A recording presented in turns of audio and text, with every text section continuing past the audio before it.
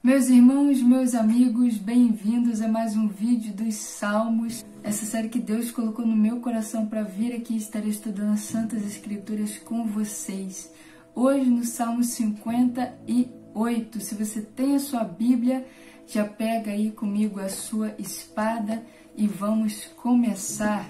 Salmo 58, e eu vou ler hoje na versão que eu não costumo ler, que eu lia antigamente no começo dessa série, que é a versão ARA, Almeida Revista e Atualizada. Salmo 58 vai ter um subtítulo na minha Bíblia, vai estar escrito assim: A sorte dos ímpios. Ao mestre de canto, segundo a melodia não destruas, hino de Davi. Primeiro eu leio com vocês o salmo inteiro e depois eu venho comentando. Falais verdadeiramente justiça, ó juízes? Julgais com retidão os filhos dos homens? Longe disso, antes no íntimo engendrais iniquidades e distribuís na terra a violência de mãos. Desviam-se os ímpios desde a sua concepção, nascem e já desencaminham, proferindo mentiras. Tem peçonha semelhante à peçonha da serpente. São como a víbora surda, que tampa os ouvidos, para não ouvir a voz dos encantadores, do mais fascinante em encantamentos. Ó Deus, quebra-lhes os dentes da boca, arranca, Senhor, os queixais aos leõezinhos. Desapareçam como águas que se escoam. Ao dispararem flechas, fiquem elas embotadas, seja como a lesma, que passa diluindo-se. Como o aborto de mulher, não veja nunca o sol. Como espinheiros, antes que vossas panelas sintam deles o calor, tanto os verdes como os que estão em brasa serão arrebatados, como por um redemoinho. Alegrar-se-á o justo, quando vir a vingança, banhará os pés no sangue do ímpio. Então se dirá, na verdade, há recompensa para o justo, há um Deus, com efeito, que julga na terra. Só dando uma pincelada explicando esse salmo que a gente está lendo hoje, o Salmo 58, ele é a continuação do Salmo 57, e esse Salmo 57, 58 se passa quando Davi está fugindo de Saul e ele se esconde numa caverna. E nesse contexto, então, já quero comentar com vocês o versículo 1 e o 2 do Salmo 58, onde vai estar escrito, Davi falando: Falais verdadeiramente justiça, ó juízes, julgais com retidão os filhos dos homens? Longe disso, antes no íntimo engendrais iniquidades e distribuís na terra a violência de vossas mãos. E com essa passagem eu comecei a conversar com Deus. E conversando com o Senhor, eu me lembrei de uma passagem onde vai estar escrito no Novo Testamento, onde Paulo fala que nenhuma autoridade é constituída sem a vontade de Deus. Então, se a autoridade chegou àquela posição, é porque Deus constituiu. Então eu pensei nas autoridades desonestas, comecei a pensar nos juízes, como aqui está escrito, Davi fala, juízes que não julgam com retidão, juízes que são maldosos, que praticam iniquidade. E eu falei, Senhor, por que que o Senhor, eu perguntei para Deus, por que que o Senhor deixa e estabelece essas pessoas no poder de justiça, no poder de alguma coisa, sabe, administração? Por que que o Senhor institui essas pessoas, estabelece essas pessoas? Porque o Senhor já sabe que elas vão fazer o mal. Por que que o Senhor estabelece elas? Então o Senhor falou no meu coração e disse, para a honra e glória do meu nome. E com essa fala do Senhor eu fui para outra passagem que eu quero ir também com vocês. Sobre a soberania de Deus, Ele é quem controla, tem o domínio, tem a posse e faz tudo. E vai estar escrito em Romanos 9, e essa passagem eu estava lendo há alguns dias atrás, E o Senhor também me trouxe ela à memória. Vai estar escrito Romanos 9:17. Porque a Escritura diz a Faraó: para isto mesmo te levantei, para mostrar em ti o meu poder, e para que o meu nome seja anunciado por toda a terra. Versículo 18. Logo, tem ele misericórdia de quem quer, e também endurece a quem lhe apraz. Versículo 21. Ou não tem direito o oleiro sobre a massa, para do mesmo barro fazer um vaso para honra e outro para desonra? Versículo 22. Que diremos, pois? Se Deus, querendo mostrar a sua ira e dar a conhecer o seu poder, suportou com muita longanimidade os vasos de ira preparados para a perdição, a fim de que também desse a conhecer as riquezas da sua glória em vasos de misericórdia, que para a glória preparou com antecedência. Então nós vemos que por mais que existam pessoas ruins, desonestas, injustas, que praticam o mal, tudo é para a honra e para a glória de Deus. É Ele que tem o domínio de todas as coisas na palma de suas mãos. E a gente pode perceber também que se a gente sofre com esse tipo de coisa, com juízes desonestos, isso também fala de qualquer liderança, qualquer autoridade, né, na posição de poder. Se a gente sofre se a gente sofre injustiça da parte dessas pessoas, tenha certeza que também me veio na memória aquele versículo onde diz: todas as coisas cooperam para o bem daqueles que amam a Deus, daqueles que são chamados para o seu propósito. Então você pode começar a perceber que Deus está no domínio de todas as coisas e que se essas pessoas estão no poder e a gente sofre a injustiça por parte dessas pessoas que estão no poder de alguma forma, é para o nosso bem. Tudo coopera para o bem daqueles que amam a Deus, daqueles que são chamados consoante o seu propósito, ou seja, toda essa situação que a gente passa com essas pessoas ruins, mesmo que a gente sofra injustiça, perseguições e problemas, tudo tem um propósito. Como diz a palavra que eu acabei de citar, com aqueles que são chamados consoante o seu propósito, todas as coisas cooperam para o bem. Então não importa se a gente vai sofrer na mão de pessoas assim, se a gente vai passar perseguições, necessidade, aperto, tudo isso coopera para o bem e para o propósito que Deus tem na nossa vida. Então muitas vezes a gente se encontra em um lugar onde a gente sofre com injustiça e que a gente se entristece, né, consequentemente.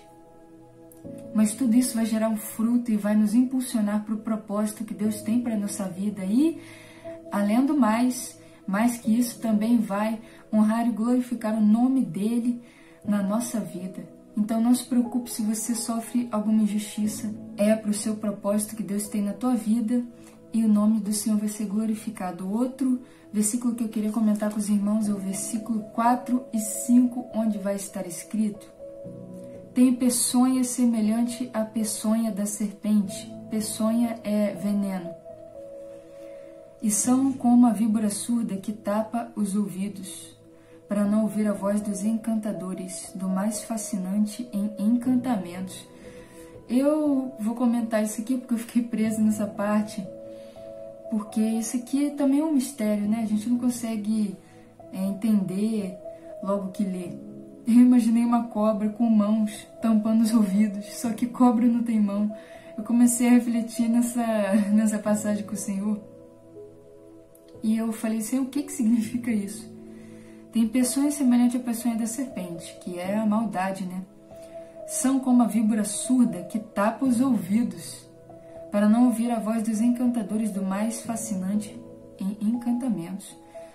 E eu comecei a meditar nessa passagem e é como se Deus começasse a me explicar e me dissesse: aqui fala de pessoas tão obstinadas, tão ruins, que têm o coração tão endurecido, que é como se fosse uma cobra, que é da natureza da cobra. Quando um encantador vai lá e começa a fazer encantamento e tocar flauta, ela começa a dançar, a seguir o ritmo. A gente viu, né, todas aquelas cenas de Antigo Egito, essas coisas. Tem até em filmes cenas assim. Mas quando a pessoa é como a víbora surda que tapa os ouvidos, que não escuta nem os encantamentos do melhor encantador, é que a pessoa é tão obstinada que ela vai até contra a própria natureza. É como se a cobra ela fosse tão obstinada que ela não quisesse dar ouvidos aos seus instintos só para contrariar o encantador que foi encantá-la. É como se a cobra se fizesse surda, endurecesse tanto o coração, a ponto de negar os seus próprios instintos. Ou seja, aqui fala sobre pessoas obstinadas, pessoas que querem, sabe, fazer para causar intriga mesmo, só para desafiar o encantador. Olha só como que Deus explicou essa passagem. Então, pessoas que têm o coração endurecido, como aqui está escrito, elas não vão concordar com você. Elas, por mais que você tente demonstrar bondade, tente explicar a situação, elas podem até fazer que entendeu, tal, só que elas não vão estar nem aí, não vão querer entender, elas não vão parar de perseguir, não vão parar de fazer a maldade, não vão sentir misericórdia da tua causa, porque são pessoas obstinadas. E elas até mesmo passam por cima da natureza humana, de tanta obstinação, só para contrariar, só para não seguir os instintos, só para fazer a própria vontade, que é fazer o mal. Versículos 10 e 11 para terminar. Alegrar-se-á o justo quando vir a vingança, banhará os pés no sangue do ímpio. Então se dirá, na verdade, a recompensa para o justo. Há um Deus com efeito que julga na terra, glória a Deus. E também diz no versículo 9, como espinheiros antes que vossas panelas sintam deles o calor. Ou seja, muito em breve os justos vão triunfar sobre os ímpios e os ímpios não vão mais poder cometer a iniquidade, porque o Deus que nós servimos é santo, justo e fiel. E o versículo 10 e 11 vai estar escrito sobre a justiça do Senhor que não falha. Deus, ele faz justiça na terra. E eu lembro de muitas pessoas mais velhas que eu na fé, que eu gosto de conversar com gente mais experiente, mais velha, com relacionamento há mais tempo que eu com o Senhor. E mais de uma pessoa eu já ouvi dizer que, por causa da vida dela, Deus matou certas pessoas que a perseguiram, que fizeram maldade com elas, que queriam parar elas, travar elas, e pessoas dedicadas a Deus, né, na obra de Deus, na vontade de Deus. É claro que Deus se levantou e Deus abateu aquelas pessoas que estavam perseguindo os ungidos, os escolhidos de Deus. E às vezes, por mais que a gente não queira ver o mal de ninguém, ver a morte de ninguém, Deus, ele se levanta, vai lá e tira a vida da pessoa, porque ele é dono da vida. E ele mata, ele dá a vida, ele faz o que ele quer. Então, as pessoas, a maioria delas não conhece Deus, porque, irmãos, é uma coisa assim que eu também estou aprendendo com o Senhor e que eu estou vivendo. A justiça de Deus, descrita na Bíblia, a lei, os mandamentos, a aliança de Deus conosco, consoante através da palavra, ela não é para o ímpio. A justiça e a injustiça, a bênção da obediência, a maldição da desobediência, não é para o ímpio, não é para a pessoa que está lá no mundo, lá fora, que é ignorante, que pratica um monte de pecado, mas não chegou a esse conhecimento.